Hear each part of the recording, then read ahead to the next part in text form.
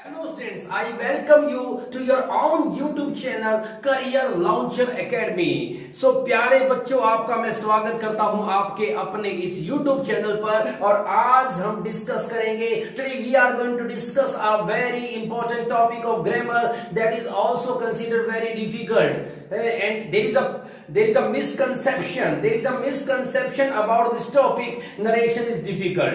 Today we are going to make it very easy। और ये topic इसलिए भी इंपॉर्टेंट है प्यारे बच्चों, ये टॉपिक इसलिए भी इंपॉर्टेंट है क्योंकि 9 to 12 हमें हर एक क्लास के अंदर नरेशन देखने को मिलती ही है, लेकिन इसके साथ साथ कोई भी एक भी ऐसा कॉम्पिटिटिव एग्जाम नहीं है, कोई भी ऐसा कॉम्पिटिटिव एग्जाम नहीं है जिसके अंदर नरेशन से रिलेटेड क्वेश्चन नहीं पूछे जाते। तो इस प्रकार से ये टॉपिक आपका बहुत ज्यादा महत्वपूर्ण हो जाता है, इंपॉर्टेंट हो जाता है आपके कॉम्पिटिटिव एग्जाम के पॉइंट ऑफ व्यू के लिए और जो आपकी क्लासेस के एग्जाम के पॉइंट ऑफ व्यू के लिए। तो इसीलिए ये आपके सिर्फ जो बच्चे इस टाइम 9 से 12 में पढ़ रहे हैं उनके लिए ऐसा नहीं है कि आपका सिर्फ अब अच्छे मार्क्स स्कोर करने में मदद करेगा। आने वाले टाइम में जब भी आप किसी एग्जाम में बैठेंगे तब ये टॉपिक आपके काम आएगा। तो बिना देरी किए शुरू करते हैं आज का ये टॉपिक जिसका नाम है नरेशन। तो जानेंगे A to Z। आज इस वीडियो में हम इसके बारे में जानेंगे A to Z, और बहुत ही बेसिक बच्चों ये याद रखना, जब भी मेरी कोई पहली वीडियो किसी टॉपिक पे होती है, हाँ, उसमें हम सिर्फ उस एक वीडियो में तो टॉपिक को स्टार्ट कर पाते हैं, और जो बच्चा उस वीडियो को मिस कर देता है आगे उसको टॉपिक इतना अच्छा समझ नहीं आता, उसके कंसेप्ट इतने क्लियर नहीं होते। अगर आप चाहते हैं कि आप रेशियो से रिलेटेड जो कंसेप्ट है आपका क्लियर हो तो आपको आज की इस वीडियो को पूरा देखना है। सो जानिए, हम थोड़ा सा समझने की कोशिश करते हैं कि नरेशन क्या है। अगर मैं इसको हिंदी में लिखने की कोशिश करूं तो मैं इसको हिंदी में कह सकता हूं कथन, और या कह सकता हूं वर्णन। बस आप यार वर्णन, लिटरेरी मीनिंग हमारा इसका ये होता है, लेकिन उसको समझेंगे। अगर हम इस एक और बात करें यहाँ पे कि जो नरेशन वर्ड है वो कहां से निकला है, किस शब्द से बना है, ये बना है नरेट से। किससे बना है? नरेट। यानी कि इसका मतलब होता है बताना, कहना, वर्णन करना। बताना, कहना, वर्णन करना। किस चीज का वर्णन करना, वही तो आज हम जानेंगे। किस चीज को कहना, वही तो आज हम इस वीडियो में जानेंगे। तो ध्यान रखें, एक इस टॉपिक का एक और नाम इसको जाना जाता है, उसको कहा जाता है डायरेक्ट एंड इनडायरेक्ट स्पीच।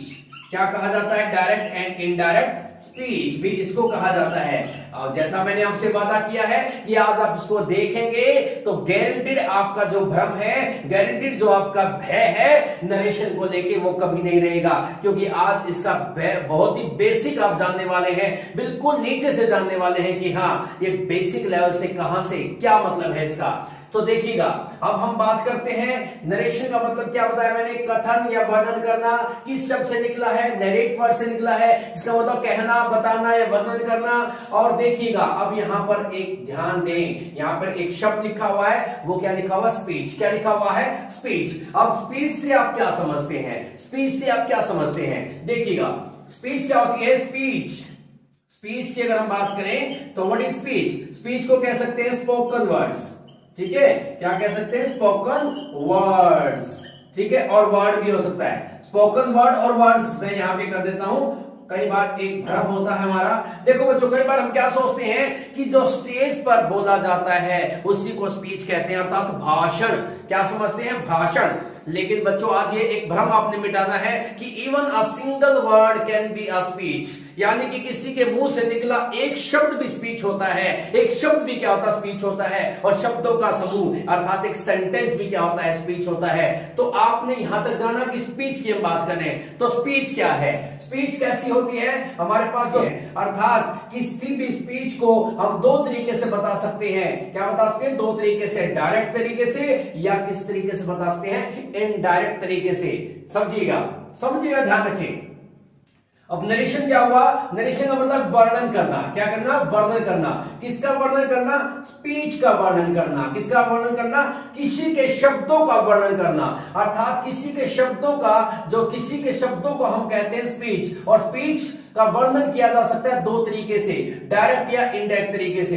यानी कि जो नरेशन होगा किसी की स्पीच का, किसी के शब्दों का जो वर्णन होगा, जो किसी के शब्दों का क्या होगा, वर्णन होगा, वो होगा हमारा दो तरह से, डायरेक्ट तरीके से या इनडायरेक्ट तरीके से। अब ये डायरेक्ट तरीके से या इनडायरेक्ट तरीके से भी हम जानेंगे। इससे पहले इसका मतलब यहां से क्लियर हुआ कि नरेशन का काम क्या है, किसी स्पीच का वर्णन करना, किसी स्पीच को बताना, किसी स्पीच को बताना। तो इस प्रकार से हम यहां पे कह सकते हैं कि अगर नरेशन को डिफाइन करना पड़े तो आप नरेशन के बारे में क्या लिख सकते हैं, नरेशन क्या है, एन आर्ट, एक कला है, ऑफ किस चीज की, ऑफ नरेटिंग, क्या करने, आप कह सकते हैं इसको, ये कला है किस करने, क्या करने की, नरेटिंग, ठीक है। और रिपोर्टिंग भी कह सकते हैं आप इसको, रिपोर्टिंग, क्या क्या करने की, नरेटिंग या reporting the words, the words, word और वर्ड आपने मैंने बताया था, रिपोर्टिंग द वर्ड और वर्ड्स, ठीक है,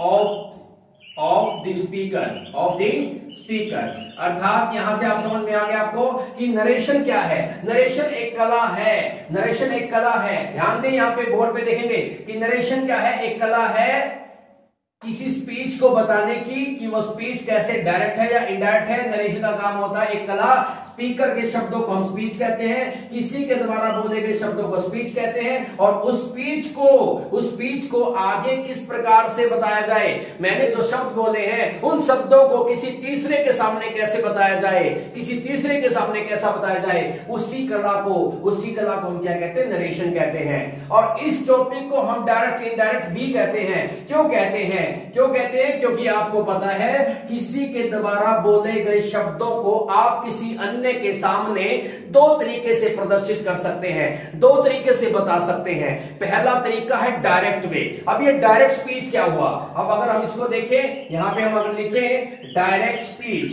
क्या हुआ, डायरेक्ट स्पीच, तो आप डायरेक्ट स्पीच से क्या समझते हैं, व्हाट इज डायरेक्ट स्पीच। और हमारा दूसरा क्या है, इनडायरेक्ट स्पीच, वो क्या है, इनडायरेक्ट स्पीच। तो हमारे पास दो तरह की स्पीच है। स्पीच से आप समझ ही गए, स्पीच क्या है, दिमाग में बिठा लेना, किसी के द्वारा बोला गया शब्द या बोले गए शब्द। ऐसा नहीं है कि बहुत सारे शब्द होने से स्पीच बनती है, सिंगल वर्ड भी एक स्पीच बना सकता है, और वो सिंगल वर्ड हमेशा क्या होता है, वर्ब होता है। अगर सिंगल वर्ड से स्पीच बनानी हो तो वो वर्ब ही हो सकता है, बिना वर्ब के तो स्पीच बनती नहीं है। मैंने कहा सिट डाउन या गो, जाओ, ये भी एक स्पीच है, ये भी क्या है, स्पीच है। Stand up, it is also speech, ये भी एक स्पीच है। अर्थात आपको ध्यान रखना है, स्पीच का मतलब है किसी के द्वारा बोले गए शब्द और उनको वर्णन करने की कला को क्या कहते हैं, नरेशन कहते हैं। क्या कहते हैं, नरेशन। और किसी भी स्पीच को दो तरीके से कहीं आगे बताया जा सकता है, अर्थात मैंने जो शब्द बोले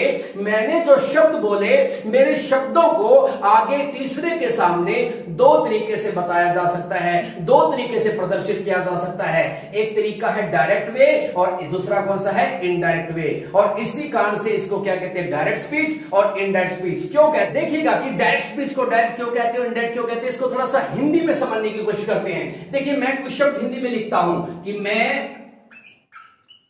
एक अध्यापक हूं, मैंने लिखा कि मैं एक अध्यापक हूं, ठीक है। मैंने ये शब्द आपको बोले कि मैं एक अध्यापक हूं। आप किसी अन्य को जाकर बताते हैं कि सर ने ये कहा कि वह एक अध्यापक हैं, वह एक अध्यापक हैं, वह एक अध्यापक हैं। अब देखिएगा दोनों सेंटेंसेस में क्या फर्क है, सेंस में। जो स्पीकर क्या है, मैसेज कन्वे करना चाहता था, यानी जो स्पीकर है, जो बोलने वाला है, अर्थात जो मैं हूं, स्पीकर का जो मैसेज था, क्या था, स्पीकर का जो क्या था, मैसेज था, जो मैसेज कन्वे करना था उसने, वो मैसेज दोनों में कन्वे हो रहा है, दोनों में मैसेज आ रहा है। एक जगह मैं कह रहा हूं कि मैं एक अध्यापक हूं और किसी ने मेरी इन्हीं बातों को सुना, अर्थात आप मान लीजिए आपने मेरी बात को सुना और आपने किसी को अन्य को जाके बताया कि सर ये कह रहे थे कि वह एक अध्यापक हैं। आपने क्या किया, मेरे शब्दों में चेंज ला दिया, मेरे शब्दों में क्या ला दिया, चेंज। मैंने कहा था कि मैं एक अध्यापक हूं, आपने वहां पे क्या किया, वह यूज किया, अर्थात कुछ शब्द आपने जो के तो रखे, अर्थात आपने जहां आवश्यकता महसूस की, जहां पर आवश्यकता महसूस की, जैसे कौन से पर्सन का प्रोनाउन लगे, है ना, आपने प्रोनाउन चेंज कर दिया अगर पर्सन के हिसाब से देखा जाए, कौन सी वर्ब लगे, कौन सा टेंस लगे, उस आवश्यकता के अनुसार, उस आवश्यकता के अनुसार जब भी स्पीकर के वर्ड्स को चेंज कर दिया जाता है तो वो हो जाता है इनडायरेक्ट वे। इस प्रकार से हम क्या कह सकते हैं, इस प्रकार से हम कह सकते हैं कि डायरेक्ट स्पीच क्या है, डायरेक्ट स्पीच क्या हुई, अगर डायरेक्ट स्पीच को अगर आपको कहना हो, बताना हो, क्या कहोगे, डायरेक्ट स्पीच क्या होगी, original words, original words, original words of the speaker. Speaker के जो ओरिजिनल वर्ड्स हैं उसको हम क्या कहते हैं, उसको हम क्या कहते हैं, डायरेक्ट स्पीच। अर्थात जो शब्द किसी ने बोले, आपने उन शब्दों को उठाया और जो का तो किसी तीसरे के सामने जाके कह दिया, तो इसका मतलब आपने उसकी स्पीच का कौन सा मोड यूज किया, कौन सा तरीके से बताया, डायरेक्ट वे में बताया। और जब आपने उसके शब्दों को मॉडिफाई कर दिया, यानी कि modified word of the speaker, यानी कि स्पीकर के जो वर्ड है अगर आपने उनको क्या कर दिया, चेंज वर्ड कह दें, मॉडिफाइड वर्ड कह दें, ठीक है, यहां पे कह सकते हैं मॉडिफाइड, बदले गए words of the speaker. Speaker के द्वारा बोले जो शब्द थे अगर आप उनको बदल देते हैं तो उसको हम क्या कहते हैं, इंडायरेक्ट स्पीच कहते हैं। तो यहां तक कंसेप्ट समझ में आया, आपने समझा अभी तक। इस टॉपिक को हम नरेशन क्यों कहते हैं, क्योंकि इसमें किसी के शब्दों का अर्थात किसी की स्पीच का क्या किया जाता है, वर्णन किया जाता है किसी अन्य के सामने।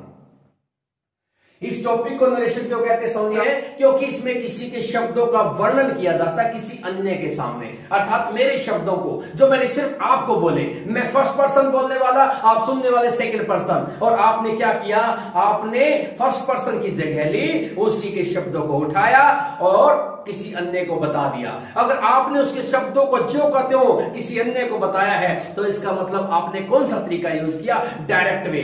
सर वो saying I am a teacher, मैं एक अध्यापक हूं, और आपने कर दिया सर वो saying that he is a teacher, आपने मेरे आई की जगह कौन सा प्रोनाउन लगा दिया, ही लगा दिया, तो आपने मेरे शब्दों के साथ छेड़छाड़ कर दी। जब भी किसी के शब्दों के साथ, जब भी किसी स्पीकर के ओरिजिनल शब्दों के साथ छेड़छाड़ की जाती है तो वहां पर स्पीच उत्पन्न होती है।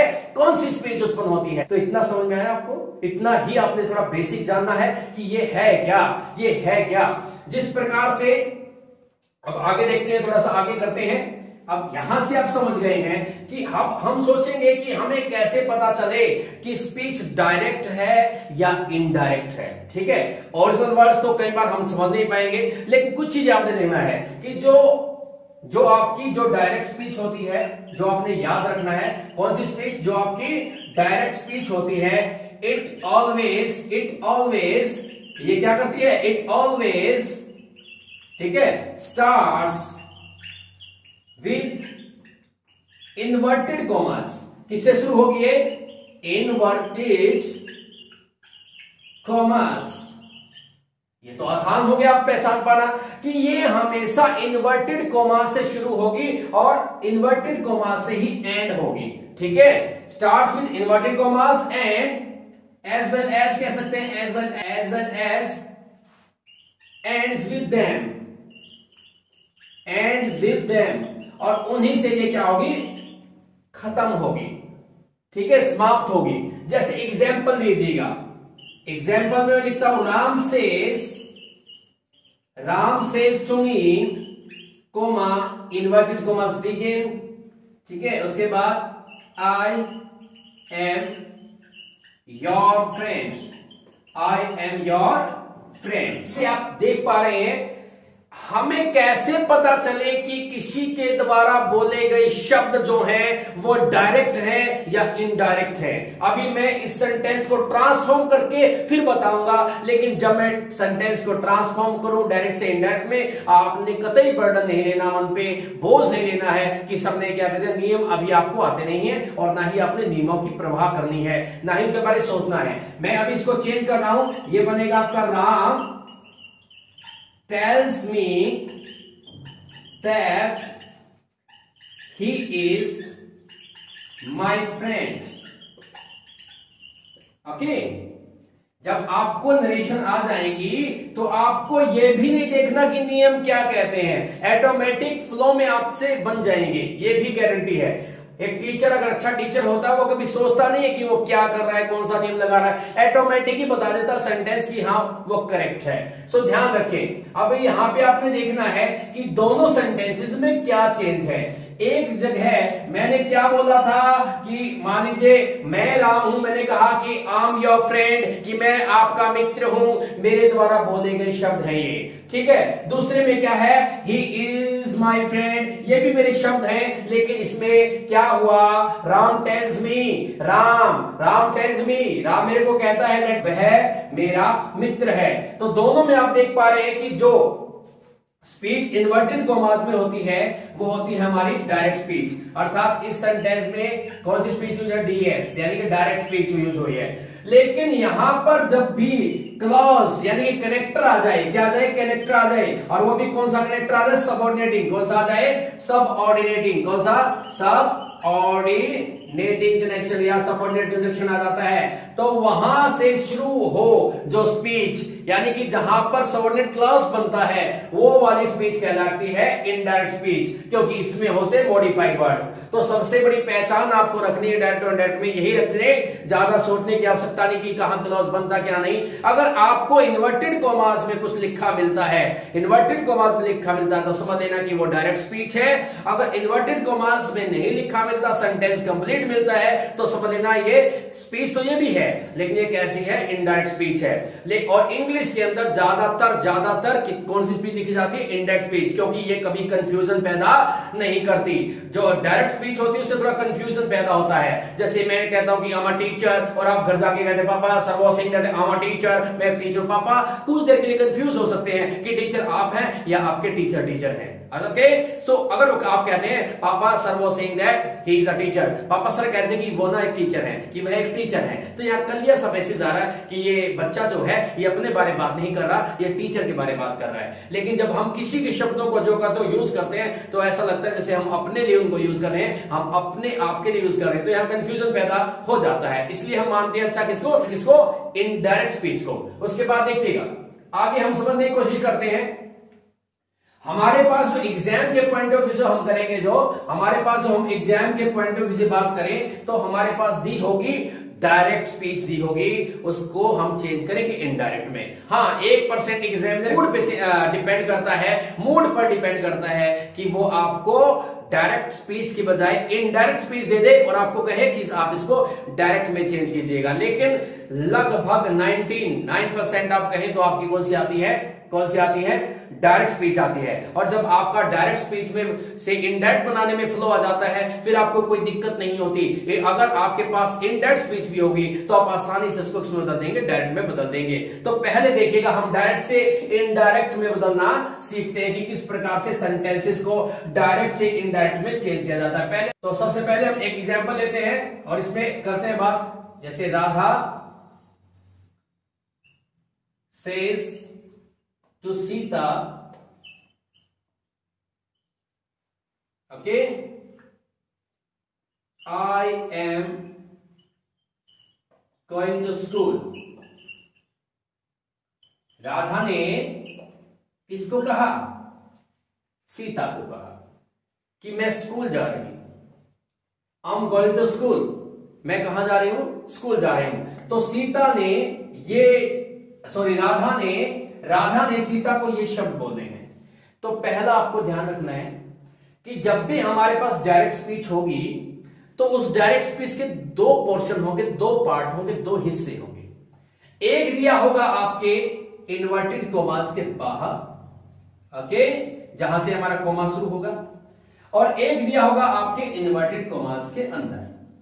थोड़ा सा कंसेप्ट और जानते हैं ताकि आपको और अच्छा लगे कि हम ये तो पहचान गए हैं कि ये स्पीच इनडायरेक्ट स्पीच है क्योंकि ये दी गई है इन्वर्टेड कॉमास में। जब भी कोई स्पीच इन्वर्टेड कॉमास में दी जाती है तो उसको कहते हैं डायरेक्ट स्पीच। कॉमास के बाहर वाला हिस्सा होता है उसको हम कहते हैं रिपोर्टिंग वर्ब, उसको हम बोलते हैं रिपोर्टिंग वर्ब। क्या बोलते हैं, रिपोर्टिंग वर्ब। क्यों बोलते हैं इस पे भी बात करेंगे कि क्यों बोलते हैं इसको, रिपोर्टिंग वर्ब क्यों कहा जाता है, why it is known as reporting verb. जो कॉमास के अंदर होती है उसको हम बोलते हैं रिपोर्टेड स्पीच।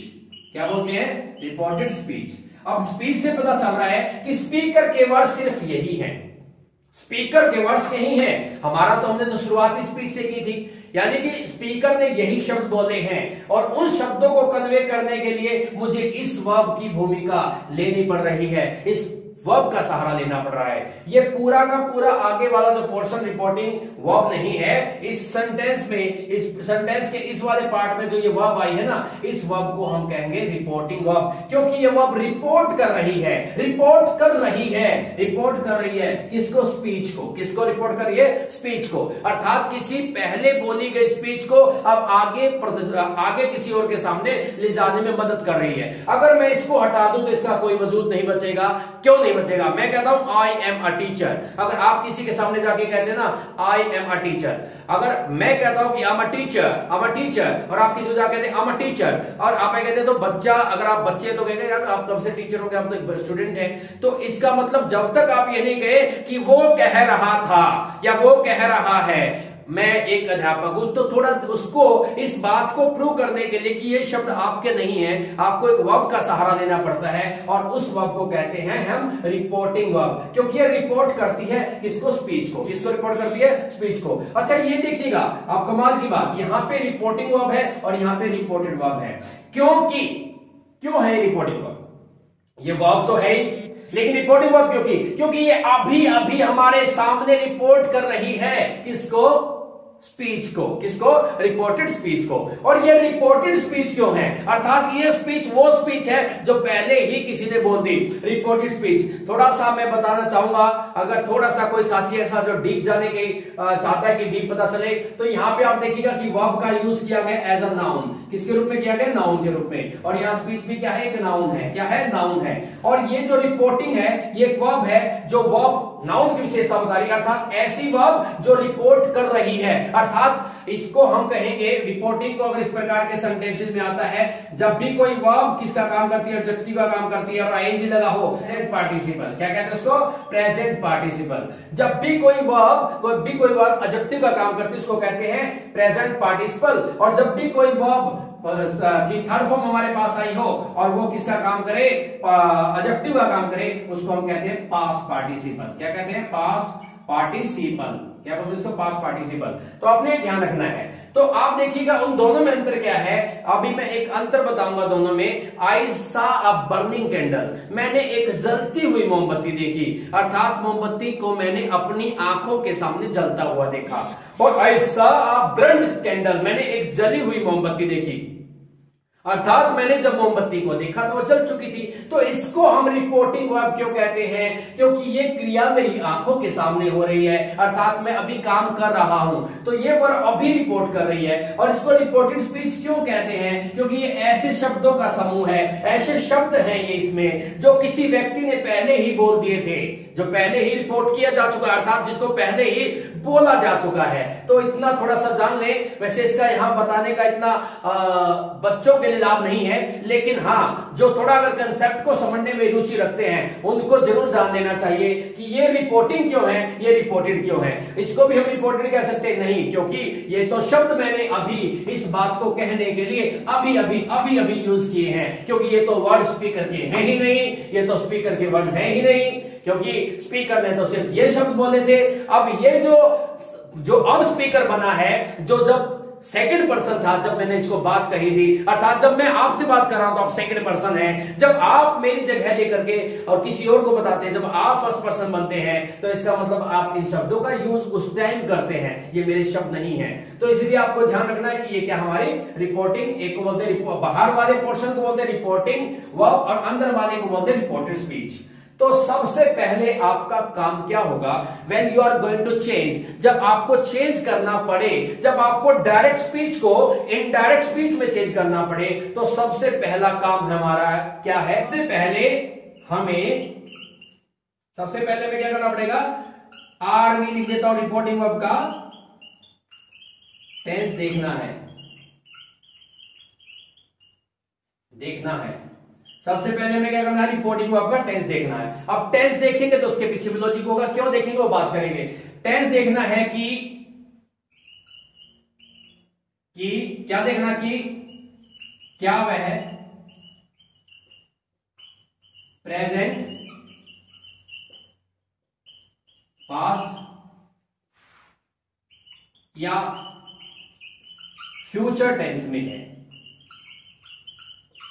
हमें ये नहीं देखना कि प्रेजेंट का कौन सा है, पास्ट का कौन सा है, बस पहले हमें ये देखना है क्या हमारी गिवन रिपोर्टिंग वर्ब जो है वो किस टेंस में है। और बच्चों आपको ध्यान रखना है, आपको टेंस की पहचान अगर करनी है कि सेंटेंस में ये सेंटेंस किस टेंस के अंदर है, तो आपको क्या देखना है, अगर उस टेंस के अंदर क्या दे रखी है, हेल्पिंग वर्ब दे रखी है, तो आपको क्या देखनी है, हेल्पिंग वर्ब। उससे आपको पता चल जाएगा कि ये किस टेंस का है। अगर उसमें हेल्पिंग वर्ब नहीं दे रखी तो फिर हमें क्या देखनी पड़ती है, वर्ब देखनी पड़ती है। तो वर्ब को देखकर आप उसके टेंस को पहचान सकते हैं, बता सकते हैं कि कौन सा टेंस है।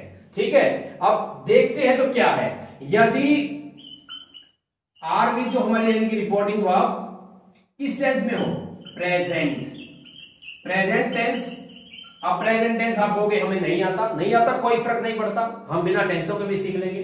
प्रेजेंट टेंस बस इतना आपने यहां से याद कर लेना। प्रेजेंट टेंस का मतलब जब वर्ब की फर्स्ट फॉर्म आई हो, या उसके साथ एस या एस हो, या डू हो, या डज हो, या इज एम आर में से कुछ आया हो रिपोर्टिंग वर्ब में, इज एम आर में से कुछ आया हो, या आपका हैज हैव आया हो, ठीक है, या हैज बीन, या आपका क्या आया हो, हैव बीन आया हो, तो आप ये मान लेना कि वहां पे प्रेजेंट टेंस है। अर्थात हमारी रिपोर्टिंग वर्ब किस में है, प्रेजेंट टेंस में है। यदि हमारी रिपोर्टिंग वर्ब प्रेजेंट टेंस में हो या फ्यूचर में हो, किस में हो, फ्यूचर टेंस में हो, किस में हो, फ्यूचर टेंस में हो। अब फ्यूचर का मतलब है जब भी आपको कभी रिपोर्टिंग वर्ब के अंदर विल और शैल देखने को मिल जाए, विल के साथ भी हो सकता है, हैव भी हो सकता है, बस आपको विल और शैल देखना है, बाकी उसके साथ क्या आता है उससे कोई फर्क नहीं पड़ता।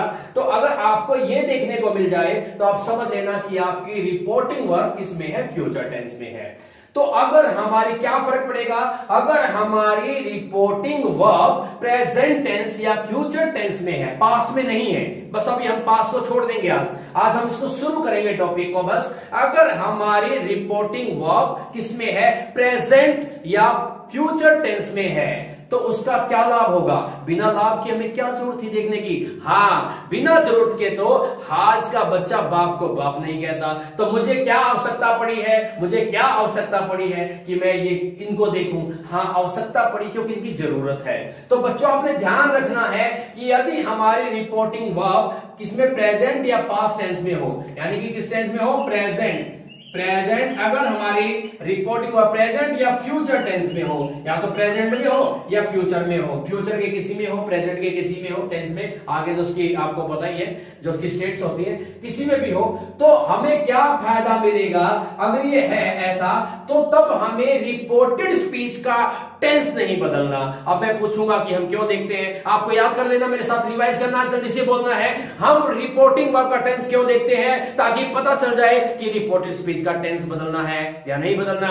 किस सिचुएशन में बदलता है, किसमें नहीं बदलता। यदि रिपोर्टिंग वर्ब प्रेजेंट में या फ्यूचर टेंस में है, प्रेजेंट में या फ्यूचर टेंस में है, तो रिपोर्टेड स्पीच का टेंस नहीं बदलता, केवल प्रोनाउन चेंज होते हैं। उसका भी मैं आपको तरीका बताऊंगा कैसे चेंज होते हैं, केवल प्रोनाउन चेंज होते हैं। और वो भी कौन से प्रोनाउन चेंज होते हैं, पर्सनल प्रोनाउन चेंज होते हैं। और एक आध और है जिसमें हम बता देंगे, जैसे आपको पता है और भी चेंज होते हैं, कौन से, डेमोन्स्ट्रेटिव प्रोनाउन चेंज होते हैं, दिस दैट दिस दोस, तो वो बात करेंगे। फिर हम पर्सनल प्रोनाउन की बात करेंगे, सिर्फ प्रोनाउन चेंज होंगे। और पर्सनल प्रोनाउन इसमें आया है आई, ठीक है, ओनली आई, ये चेंज होगा, ठीक है। उसके बाद ये हमारा पहला काम है टेंस देखना, और टेंस याद कर लेना।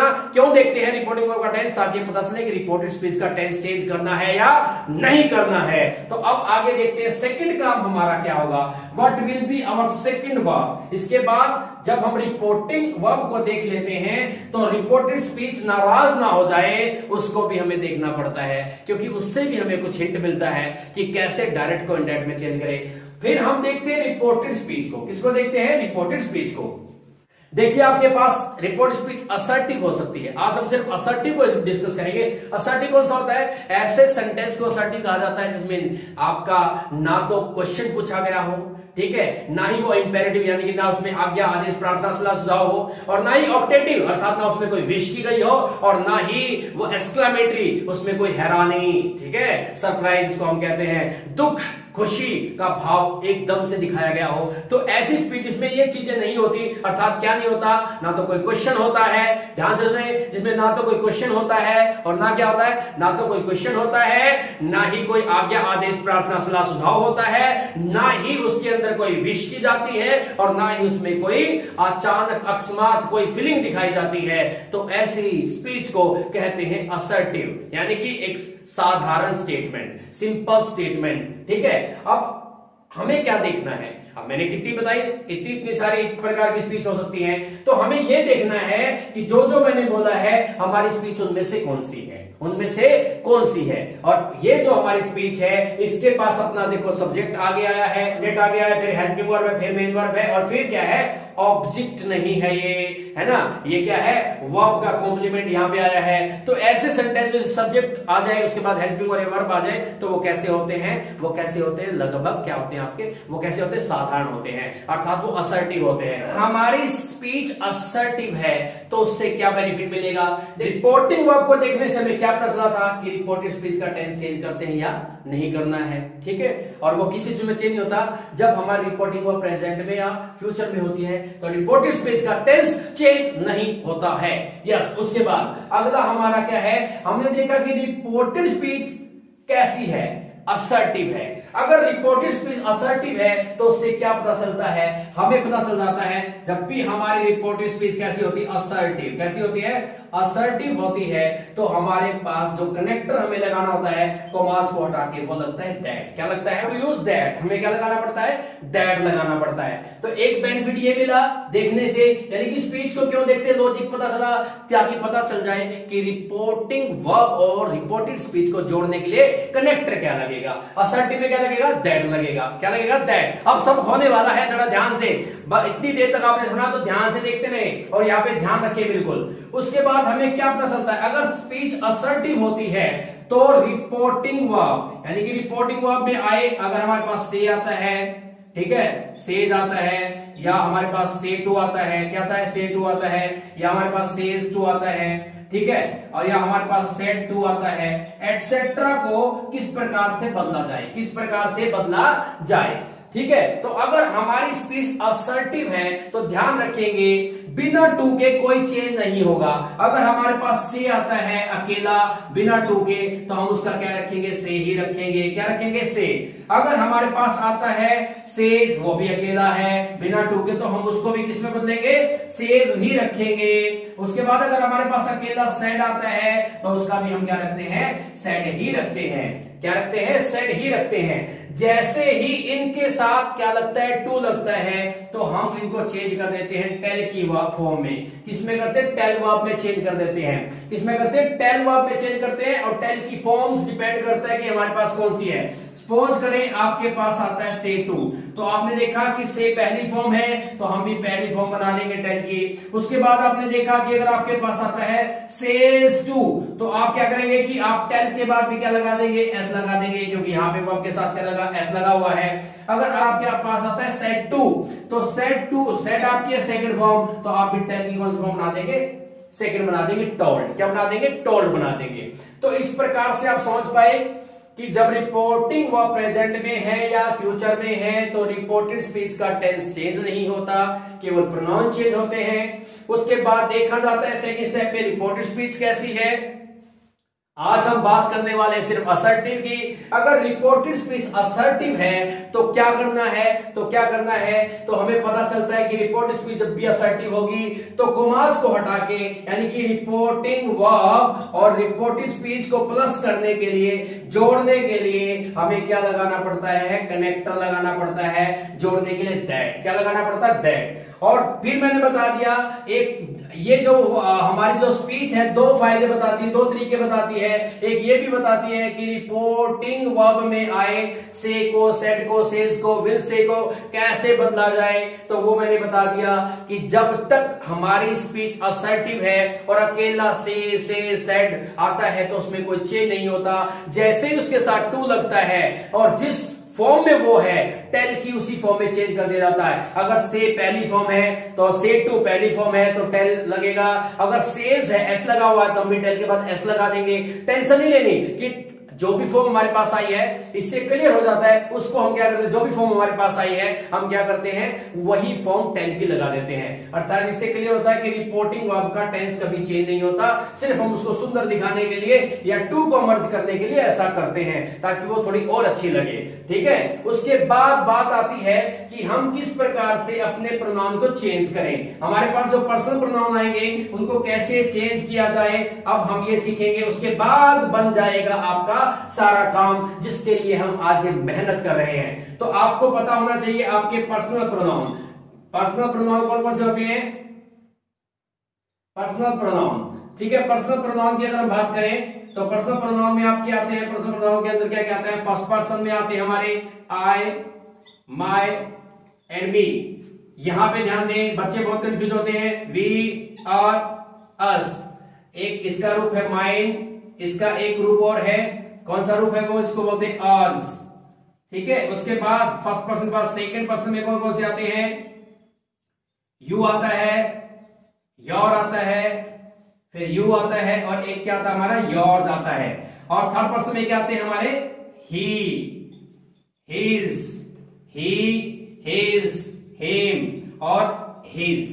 ओके, ये इसके कौन से आते हैं आगे थर्ड पर्सन में। और क्या आता है वहां पे, सी, हर और हर्स। ठीक है, एस लग जाएगा और फिर क्या आएगा हमारा इट, इट्स, इट और इट। ठीक है, उसके बाद हमारा क्या आएगा, दे, देयर, देम एंड देयर्स। ये आपको ध्यान रखना है, ये आपको क्या रखना, ध्यान रखना। ये है आपके पर्सनल प्रोनाउन। इनको चेंज कैसे किया जाता है जरा ध्यान से देखिए, मैं यहां लिखता हूं। इनको चेंज करने के लिए एक फॉर्मूला यूज होता है, SON, अपॉन 1 2 3। यहां से आप इसको समझे ध्यान से, बहुत कंफ्यूजन रहता है बच्चों को यहां से। पहले तो आप यही जान ले कि SON किसको रिप्रेजेंट करता है। SON रिप्रेजेंट करता है रिपोर्टिंग वर्ब को, और 1 2 3 किसको करते हैं, रिपोर्टेड स्पीच को। पहले तो ये पता होना चाहिए। फिर S किसके लिए स्टैंड करता है, स्टैंड फॉर, अगर मैं दोबारा से लिखूं, S का मतलब है यहां पे सब्जेक्ट, O का मतलब है ऑब्जेक्ट, और N का मतलब है नो चेंज, नो चेंज। ठीक है, और ये फर्स्ट किसके लिए आया है, फर्स्ट आया है फर्स्ट पर्सन के लिए। ठीक है, फर्स्ट पर्सन। सेकंड किसके लिए आया है, सेकंड पर्सन के लिए, और थर्ड आया है थर्ड पर्सन के लिए। प्रोनाउन में जिसमें आपको बताया है थर्ड पर्सन के लिए। तो यहां से थोड़ा पिक्चर क्लियर करने की कोशिश करें, try to understand from there, यहां से समझने की कोशिश करें।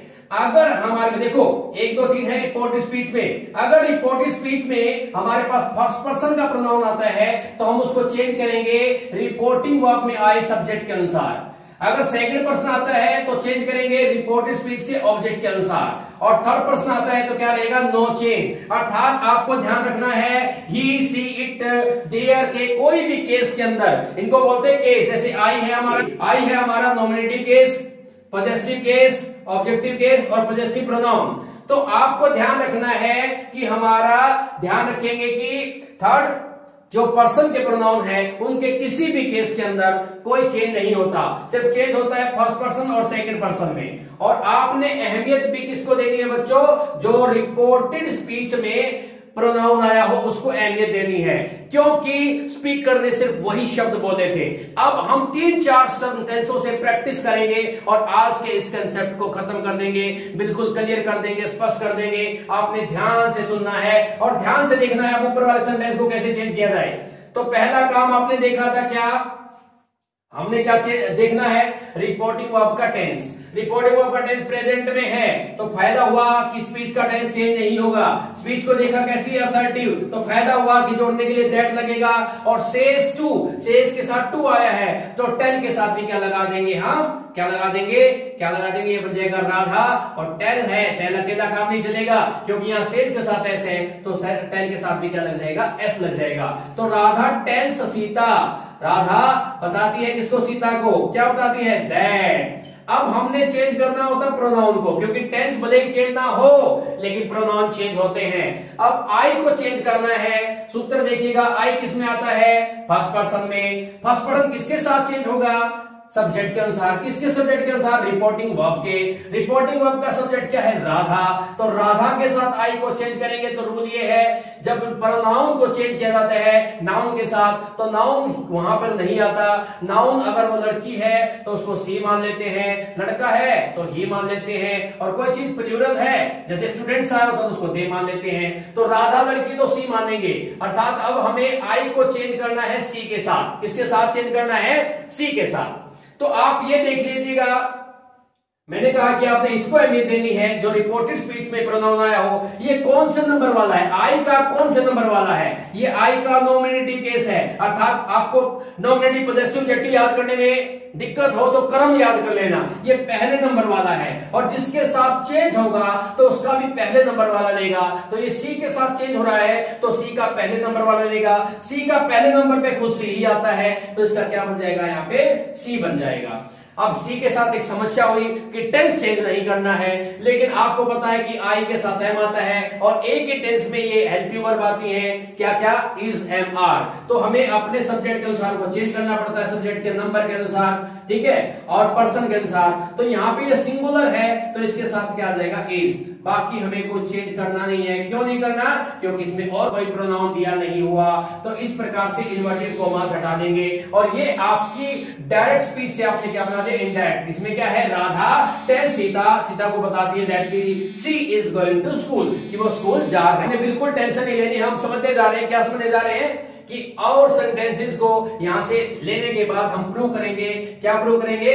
हम जानने की कोशिश करते हैं और ज्यादा कोशिश करते हैं। देखिएगा, एक दो सेंटेंसेस और लेते हैं कि he says to me, comma, inverted commas, I am your friend.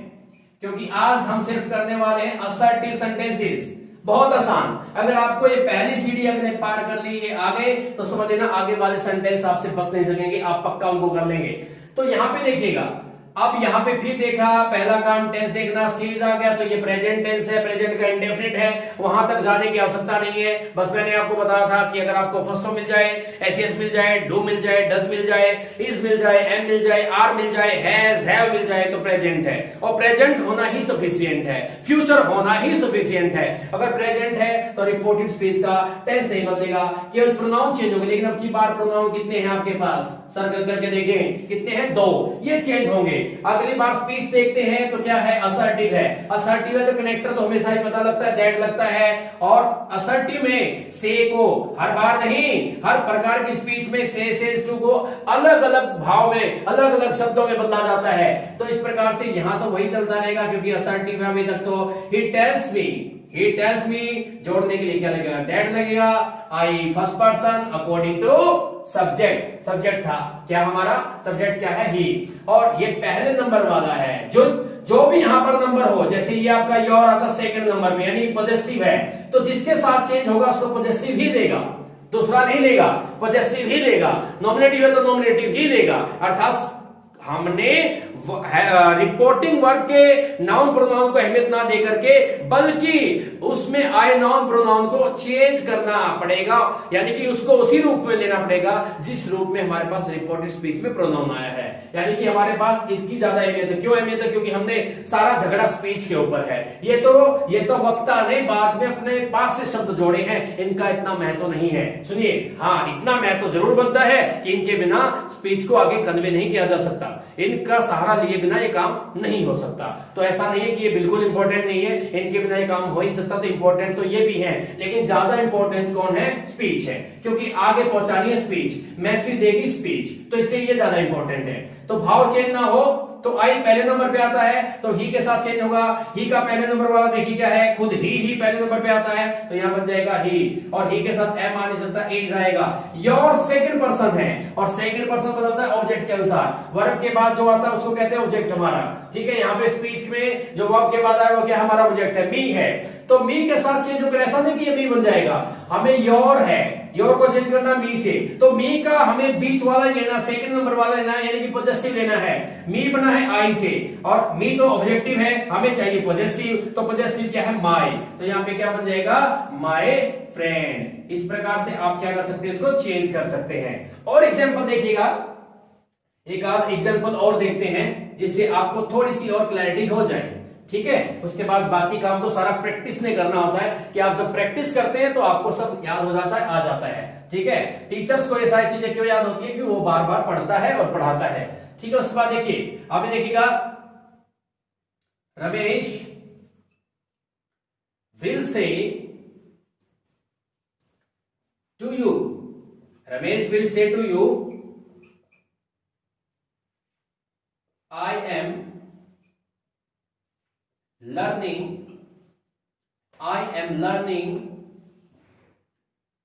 my lesson, I am learning my lesson। तो इसको बनाते हैं। अब की बार फिर वही बात, वर्ब को देखा तो विल आ गया, विल आने से सफिशिएंट है, विल आना ही, शैल आना ही, पता है फ्यूचर है तो रिपोर्ट स्पीच का टेंस तो चेंज नहीं होगा, सिर्फ प्रोनाउन चेंज होंगे। प्रोनाउन है इसमें आई और माई, ये दो हैं तो दोनों को चेंज करना ही पड़ेगा। क्यों करना पड़ेगा? क्योंकि आई फर्स्ट पर्सन है और माई भी फर्स्ट पर्सन है, और जब भी फर्स्ट पर्सन के प्रोनाउन आए उधर या सेकंड के आए तो चेंज होंगे, अगर थर्ड आ जाए तो नो चेंज, तो जो के तो यूज हो जाएंगे। तो इसका मतलब यहां पे हम बनाएंगे तो क्या बन जाएगा, रमेश, ओके, विल का विल ही रहेगा, लेकिन से के साथ टू है तो हमारी पहली फॉर्म लग जाएगी, एसएस तो नहीं लगा हुआ तो हम भी ये नहीं लगाएंगे। Tell you, Ramesh will tell you, जोड़ने के लिए सिंपल है, यानी कि हमारी असर्टिव स्टेटमेंट है तो क्या लगेगा, सेंटेंस है तो दैट लग जाएगा। आई रमेश के साथ चेंज होगा, रमेश लग जाए तो उसको मान लेंगे ही, इसका क्या हो जाएगा यहाँ पे ही। क्यों हुआ? क्योंकि पहले बता चुका हूं, आई पहले नंबर पे आता है, ही के साथ चेंज होता है तो ही का भी पहले नंबर वाला लेगा, यानी कि नॉमिनेटिव लेगा तो नॉमिनेटिव का ही है ही, और यहाँ पे क्या लग जाएगा इज, और लर्निंग हमारी वर्ब है उसमें कोई चेंज होता नहीं है, ठीक है। जब तक टेंस चेंज ना हो तो कोई चेंज नहीं होगा। तो माई है हमारा फर्स्ट पर्सन, फिर रमेश के साथ चेंज होगा, अर्थात ही के साथ अनुसार चेंज होगा, लेकिन माई है बीच वाला, तो ही का बीच वाला देखिए क्या होता है, हिज होता है, तो आपको यहाँ पे क्या कर देना है, हिज लेसन।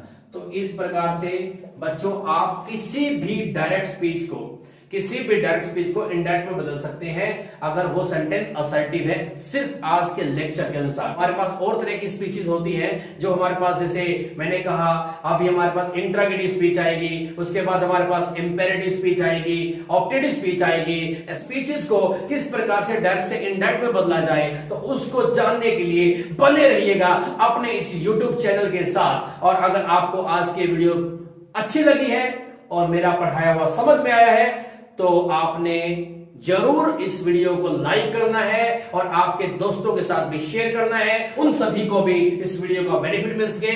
और अगर आपने अपने इस चैनल को सब्सक्राइब नहीं किया है तो आपने अपने इस चैनल को सब्सक्राइब कर देना है। तो इन्हीं शब्दों के साथ आप सभी का बहुत बहुत धन्यवाद, और प्रैक्टिस करते रहिए और सीखते रहिए नरेशन। तो अगली वीडियो फिर आएगी नरेशन पे, तब तक आपसे लेता हूं विदा। धन्यवाद। जय हिंद, जय भारत।